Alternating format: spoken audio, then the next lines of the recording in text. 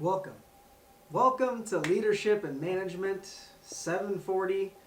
This is going to be a very, very fun class. Leadership is something that I've always been so curious by. How do people work well with other people, and how do we create something greater than ourselves? When I first was exposed to leadership, it really was, what my parents were doing. Growing up in Omaha, it was what my parents were involved in, and I got to see how they were involved with things, and I got to see what I enjoyed about it, what I didn't like about it, and it grew into something that was always in the back of my head, that I should be doing things, I shouldn't be doing things. As I went through high school and into college, leadership was just something that was instilled in me. See something, say something. If I see a problem, speak up. Speak your truth, speak your mind. And it has helped me immensely throughout my life. But no one taught me how to be a leader. No one taught me these skills of negotiation, patience, emotional regulation, strategic planning. A lot of what I learned was experiential until I had to prove what I was building. The greatest moment in my leadership journey came in college when my wife was struggling with bipolar disorder and we lost all of our friends. Our friends didn't know how to help her, and I'll be honest, I didn't know either. So the friends who stayed, we came together and we said, let's help, not just at the time my girlfriend, but let's help the broader Creighton campus so that they know that they're not, that if you're struggling with mental health, you're not alone. I emailed every administrator I could to see what was possible. And we built a program that grew exponentially. And now we partner with an Active Minds campus, or an Active Minds organization that came to Creighton's campus.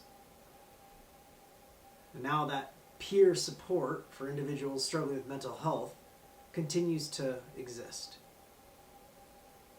What surprised me was I had no idea how much more effective I could have been. At the time, I thought I had to do it all alone. But then I learned, it takes more than just me. It took my time at Lasting Hope Recovery Center when I built a psychiatric rehabilitation program, at first by myself, and saw this won't work if it's just me. It cannot work if it's just me. That's where I began reaching out to other occupational therapists, a colleague, and we together built a program that continues to remain so strong. Every place I've been, I've found a way to change the way I see what I'm looking at. To balance this mix of how do I enjoy what I have, not take it for granted, but how do we make this better? That's what I hope to do for you. Throughout this course, what we'll do is we will have strategic assignments that move you throughout the semester, ending with a program or business proposal. How we build this program is for you to decide. What I want you to know is that I will be with you every step of the way. And yeah, I can believe you if you're questioning, how am I going to build a business? How am I going to build a program? I don't want these businesses and these programs to be boxes that we check off. My goal is for you to leave this course recognizing that you have the potential to build something great. That you can be integrated into a team and see that you can make a difference. You can make that change. It's a lot to look at, but what I want you to be comforted with is we'll take it 1 week at a time, one assignment at a time. But I have seen too much pain in the world, and I've seen too much potential in students like you to let an opportunity go to waste. Oh, this will be so much fun. We will explore so many ideas and avenues and let your wildest dreams be shaped into a reality that can turn into a stepping stone so that one day you can do it again. I have been blessed beyond measure to be in a position where I can make these changes, to speak up, let my voice be heard. I want to give you the tools that were given to me so that you can speak up and have your voice be heard. So, a quick review of the syllabus. Here's my wonderful picture from my first day. Here is also my cell phone number. So, for this, again, I want to treat you all like colleagues. I want to treat you all like the adults that you are and recognize that if you need something, reach out. But I also want to build the practice of knowing when to reach out. So then the communication policies I discuss, I don't want you really reaching out to me after 9 p.m. If it's a problem, it's an emergency, really wait until the morning.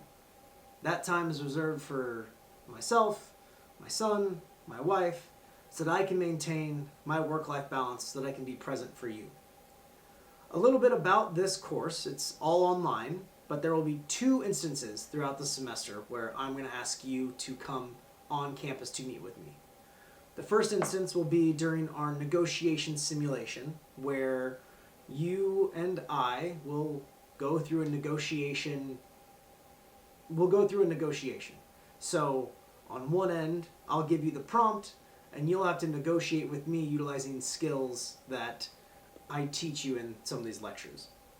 With that being said, I know it'll be hard to get on campus and to schedule that time. I just don't know how we're going to be able to make that happen without being in person. And the second time is going to be for your program and business proposal. So I'm going to scroll down here.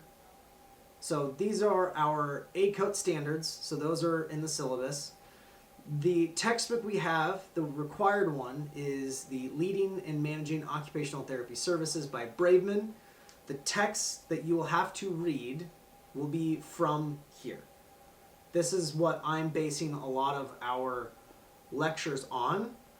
With that being said, these are the 3 books that I've used in my actual practice in building programs, in high-stakes negotiation, in patient interviewing, in patient intervention planning, that have been foundational in my ability to build these programs. So the first one is Never Split the Difference by Chris Voss. Second one is Atomic Habits by James Clear. And the third one is the Strength Finders book that you all have. It's a 3 credit hour course, so my expectation is that I'm going to give you an hour's worth of content each week to consume. My hope is that a lot of that can be done here, because there will be 2 hours of work outside of class. And that's where as we move into the actual assignments that are necessary, again, each week I'm going to have activities for you to complete to help build you towards your final project.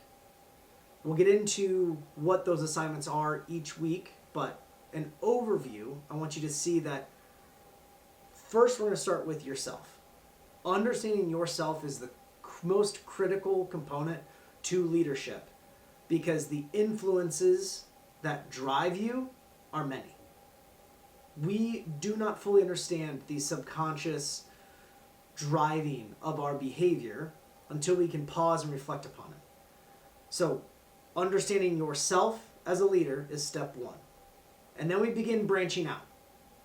What is needed in the community? What is needed in my circle. And then once we have an understanding of yourself and an understanding of the community, that's when we can begin to work on our implementation phase. How do I advocate? How do I market? How do I speak up? How do I allow my voice to truly be heard and speak in a way that can be effective? We're going to practice supervising OTAs. We're going to practice supervising other professionals. This vision of occupational therapists being at the helm of a healthcare team to look at a physician in the eyes and say, hey, here's what I think is needed. It's a practice that you need to own and hone religiously, because they will challenge, well, why are you here? What do you have to offer? I want you to leave this class having the confidence that you belong at the table.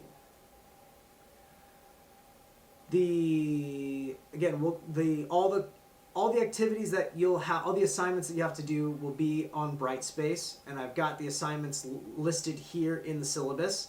And I want to be totally transparent with you all. This is the first time we're doing this course. I looked at last year's curriculum, and I wanted better. I wanted you guys to leave with tangible skills that you have practiced and created. So with that is going to be, well, there are going to be some bumps. There are going to be some spaces that have room for growth. And I'm going to need your help to help me grow and to help me shape this course for the better. I know how to build a program. I know how to stand in front of a group of people and tell them my thoughts. I know how to stand in front of a group of people and listen. But all of this is new. So as we move forward, all the information here is on Brightspace, but if you need to reflect back on where are we going, what are we doing, it's going to be on this syllabus. I'm going to do my best to honor what's on here. If it's not assigned on the syllabus, it's not an assignment that I'm going to have you do for grading. It's more for your own learning and understanding. Week 1, I'm going to have you complete a power worksheet that helps you understand your relationship with power. It's solely for your self-development, not something that is going to be graded. So if you see supplemental information in there, I encourage you to do it, but the requirements are going to be on the assignments and the readings associated there. The descriptions of all the assignments are built into the syllabus, so I don't want to spend time reading all of them. If you have questions about what are we going to do, how are we going to do it, each week, as a part of the end of each lecture, I am going to give you a synopsis of what is expected for the assignment for that week. So with that being said, I also have pretty clear rubrics that are laid out all throughout here. So if you have any questions, what's expected, what's built in, all of these rubrics are going to be right in here for you. I think the last thing that I really want to address is let's talk about AI. Let's take a minute to really hone in. When I was building this syllabus, what I wanted to do was I wanted to make sure that you all had the freedom to use every tool at your disposal. I have taken courses on AI. I use AI regularly. I use AI to enhance. I used to use AI to just do the work.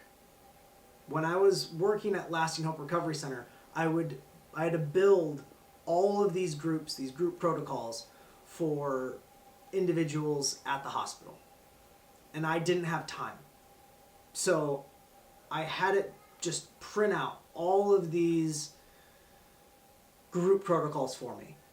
And I would take them and I would go do the group. And I'd take it and I'd go through the group. I retained nothing. Someone asked me, Sam, what'd you do for group today? Heat exhaustion. We talked about heat exhaustion. But that was not in-depth enough. I was not holding on to what I was learning. Therefore, if I was left to do it again and replicate it, there was no fidelity in the work. There was no veracity in the work. It was quick and it was cheap. There are times when it was effective. Like I had a patient who wanted to go into the Army and he couldn't read well. So I had AI create these military-based books. I said, hey, give me a synopsis of these books at a 5th grade reading level. And it got this 24-year-old to be able to engage in a reading that felt good for him. That's where we can use AI as a superpower. Let AI be something that can lift you. And how you do that will work together.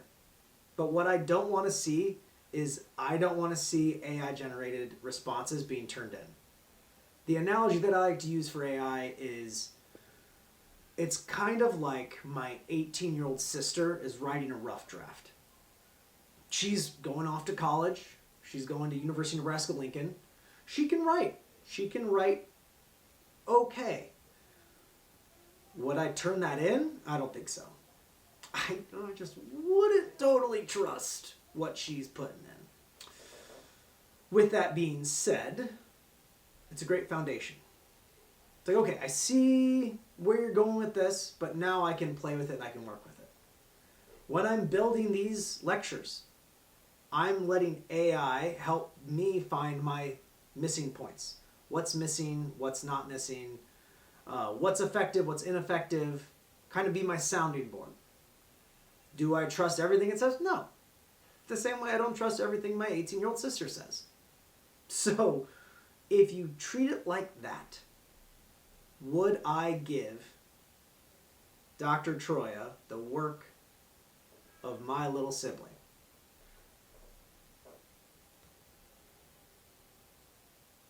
My hope is that you won't.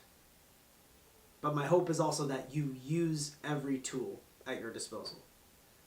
So, in all the courses we have, I'm giving you full reign. This is your experience. This is your time. And we have to be efficient with our time. So, how you use it, that's on you. But I had an OT professor that really got to me when she started talking about how when I take shortcuts in OT school, I'm laying the foundation to take shortcuts in practice. And it's very, very, very easy to take those shortcuts. Again, those pressures build. So balancing efficiency with not shortchanging your patient, that's the balance we're going to find in utilizing AI. If you have any questions, please feel free to reach out to me. Email, text. My expectation for myself, if you reach out to me, I've got 24 hours to get back to you. Monday through Friday, 24 hours to get back to you. If you send me something at Friday at 7 p.m., I'll be honest with you, I'm going to wait until after the Chiefs game on Monday morning because I'm going to watch football, I'm going to play with my kid, I'm going to turn off for the weekend. But then come Monday morning, I will get back to you. I will make sure that I give you what you deserve. So, thank you. I'm thrilled. I'm so excited. I have seen so many students that I've had in the past create some of the most incredible programs, incredible advocacy platforms, incredible ideas. I've always loved my job as an occupational therapist the most when I had a student next to me that I could show them what I was doing. It's why I'm here. It's why I'm here right now to be with all of you. So, I'm excited to get this semester going, and welcome.